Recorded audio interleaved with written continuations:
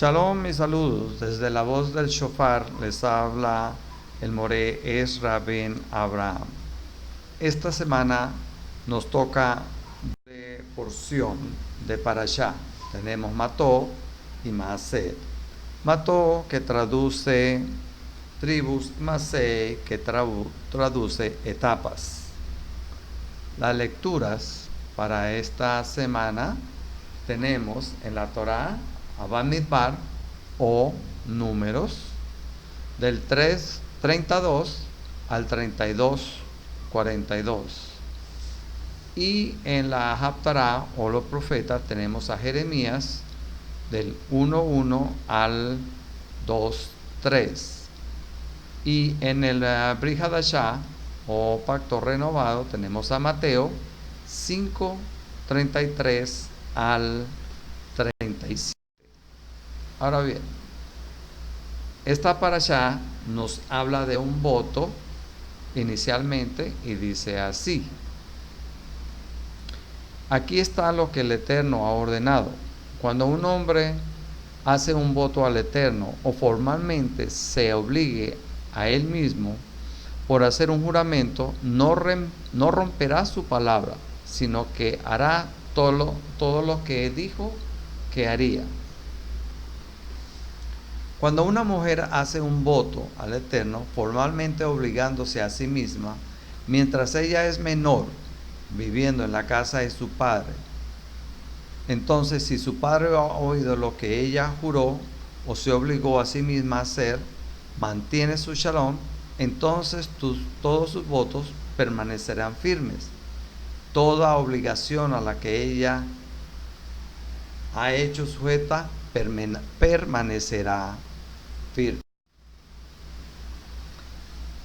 Ahora analicemos qué es un voto. Un voto es una promesa, es una obligación verbal a lo cual uno mismo se compromete ante una persona, institución o ante el mismo Creador. Por la importancia que un voto representa, es lo que en el mundo judío se le da la gran importancia. Una palabra que sale de la boca, pero que proviene del corazón. Muchas veces hacemos un voto o promesa dejándonos llevar por la euforia del momento sin medir las consecuencias. Y en estos casos en que entra la obligación del padre de proteger a su hija o de su esposo o futuro esposo de proteger a su prometida esposa, según la ley. Si la muchacha hace un voto comprometiéndose a hacer o no a hacer o dar algo inclusive, el padre o el esposo puede, en el momento que supo del voto, este puede ser anulado si no cree que sea conveniente para ella. Pero si le oyere el voto y no hace nada, entonces en ese día el voto entra en vigencia y ella será obligada, primero ante Hashem y luego ante quien hizo el voto. Pero con referente a los varones, sin le importar la edad de estos, están comprometidos a cumplir con su palabra. Ahora bien, en el mundo crecimos, hemos escuchado que las palabras se las lleva el viento. Es por eso que en el mundo occidental hay muchas personas honran sus palabras. Por eso están en una reunión y alguien dice, por ejemplo, ¿quién podría traer una torta de queso? Por decir algo. Habrá quien sin pensarlo dirá, yo. Y luego, al momento del evento, sale con una excusa. Bueno, esto fue lo que pasó, lo que pasó fue que, y empieza con una sarta de mentiras que ni la persona misma que lo dice lo cree. Esta persona no tenía ninguna intención de cumplir su palabra. Lo que deseaba en ese momento era destacar para llenar un vacío de su ego, de sentirse importante. Y eso, mis hermanos, es lo que no se estila en el judaísmo. Un yehudí honra cada palabra que sale de su boca, bien sea cuando ora y cada palabra la siente en su corazón, cuando se compromete en o para algo. Un yehudí no tiene excusas, pues sabe que cada uno de nosotros representa a los demás hermanos y es el honor de todos el que está en juego. Así que midamos cada palabra que sale de nuestra boca para que sea cumplida. En el versículo 31:2 dice: por amor a los hijos de Israel, toma venganza sobre los midianitas. El Eterno manda a Moshe a tomar venganza contra los madianitas. Y aquí podríamos preguntarnos si en las parashá anteriores lo que querían era acabar con el pueblo israelita eran Balac y Moab y los ancianos de Madián. ¿Por qué la venganza fue solo contra Madián? Esto se explica analizando la gravedad de los pecados de cada pueblo. Balac solo tenía un miedo físico y quiso que fuese maldecido para debilitarlo. Pero el consejo que le dio Bilán a los madianitas era acabar con la pureza espiritual de Israel. Y esto, mis hermanos, ante los ojos de Hashem, el cuerpo es solo físico, pero el alma debe de rendir cuentas. Y los pecados morales son más graves que los pecados de idolatría. Y tenemos un ejemplo. Como referencia, recordemos el problema del becerro de oro, donde por la idolatría murieron 3,000 personas.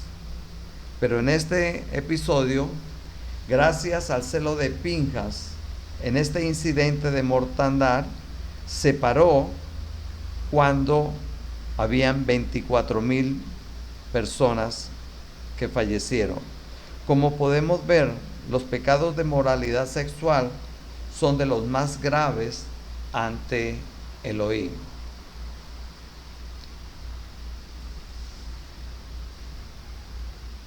$12,000 hombres.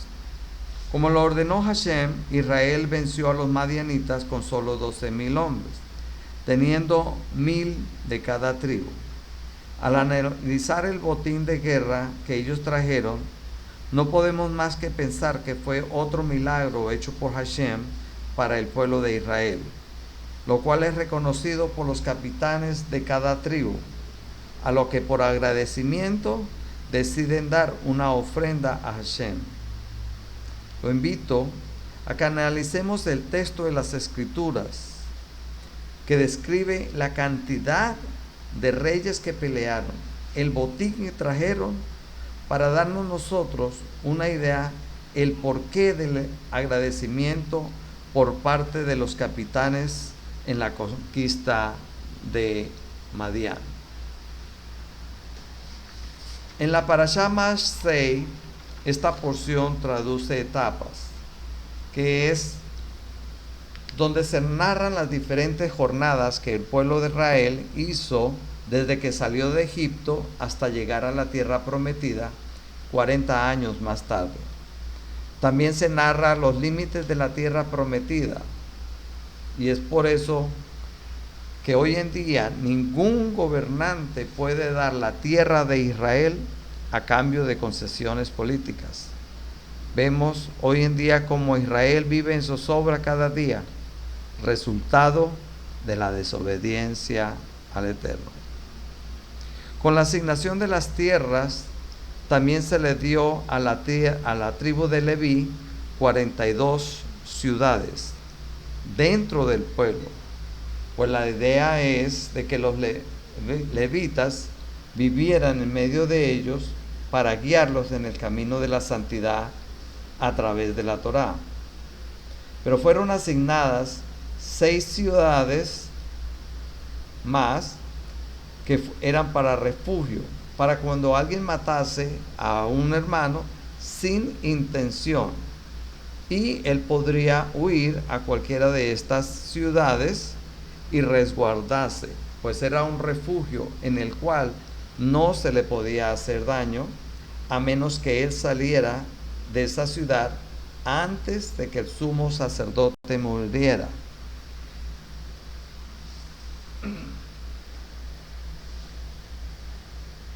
Y en el momento en el cual el agresor podía regresar a la ciudad de refugio y regresar a su ciudad sin que nadie le hiciera o tuviese derecho a lastimarlo. O sea, lo que dice es que mientras el sumo sacerdote estuviese vivo, él tenía que permanecer ahí. Pero una vez que el sumo sacerdote moría, él ya no se le podía hacer daño y podía regresar a su tierra natal. Ahora, ¿por qué lo mencionamos? Porque el Eterno mandó a colocar 3 de estas ciudades en el este del Jardín, en el cual se ubicaron las tribus de Rubén, Gad y la media tribu de Menashe. Y las otras 3 estarían en Canaán. Si analizamos la porción, notamos que a las 2 tribus y media necesitarían más ciudades de refugio que las 9 y media tribus en la tierra prometida. ¿Qué aprendemos de esto?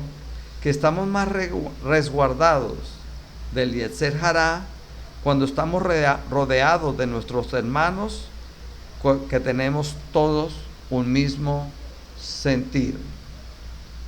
Shabbat Shalom, mis hermanos.